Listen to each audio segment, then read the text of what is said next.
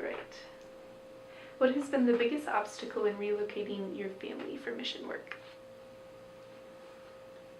Well, I think we were both feeling very called, and we actually had a lot of encouragement by our family members. We have a lot of very mission-minded, and they've just encouraged us to follow the Lord, and they've cultivated that. I think when the rubber met the road and we were actually getting the real call to Africa. The one-way ticket. The one-way ticket, yeah, and all the uncertainties, I think it was a bit of a shock to them. Yeah. And we would hear things like, you are gifted and you can serve the Lord here in the United States so well. And so it's like it was this dichotomy or paradox. We want you to go wherever God wants you to go. We believe it. Both of our parents did like second career choices, kind of into ministry. So we had seen a pattern where they kind of lay down the comforts and security and they decide to follow God in this. So I always said, I blame it on you, Dad, because look what you did.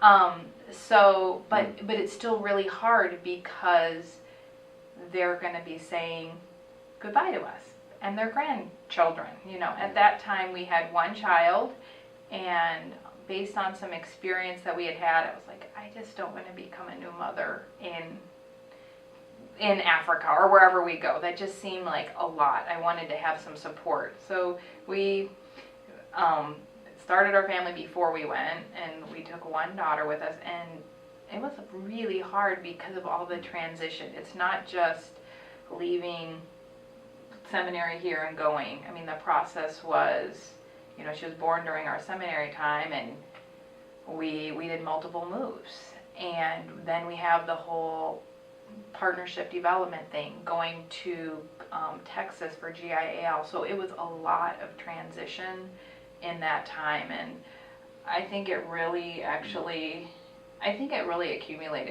and it really took its toll on me, and I don't really know what to say about that to people.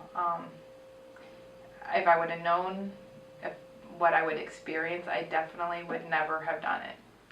But as far as that type of hardship, at the other level, I would, you know, it's that paradox, you know, but I don't think God wanted me to know. It was that one step at a time and letting Him see us through each step of the way. And so, you know, and then of course going there and just the complete unknown. We kind of knew we never visited it ahead of time, which I think at least Lutheran Bible Translators is trying to actually really make sure people get to their field and get a vision for their context beforehand.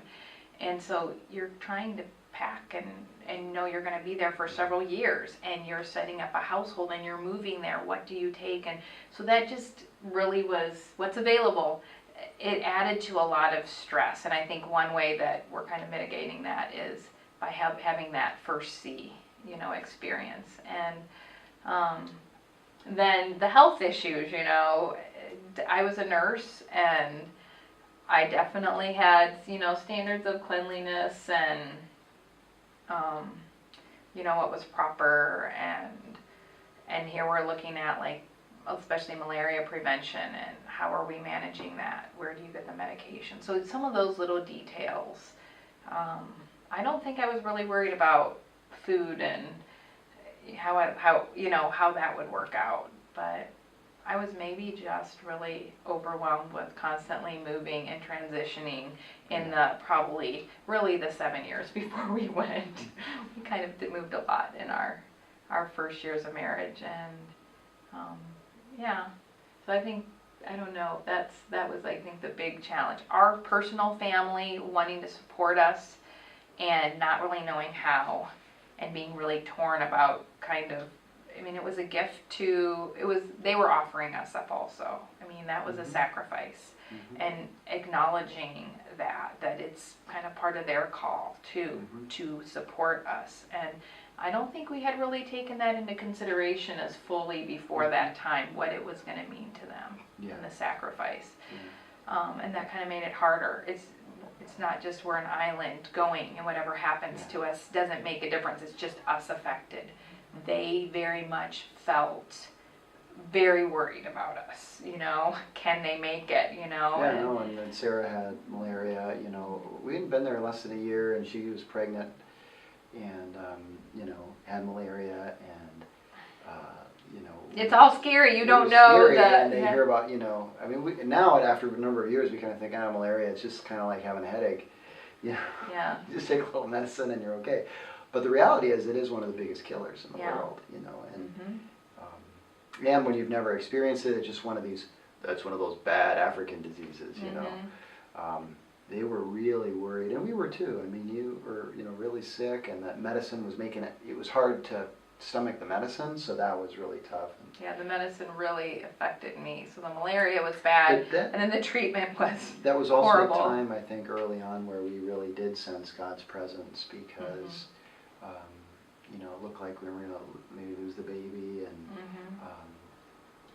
it was just one of these sort of special prayers and special times of kind of seeming like God was really watching out, and certain special doctor that just did a lot of the not necessarily medical things, but friendly, careful, bedside manner kind of things that let us know that we were watched out for.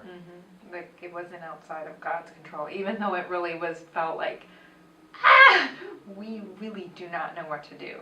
It's a horrible place to be and the best place to be, as far as your faith life. That's where you grow. And I think for us, because our first year was so hard, we needed to know God was there.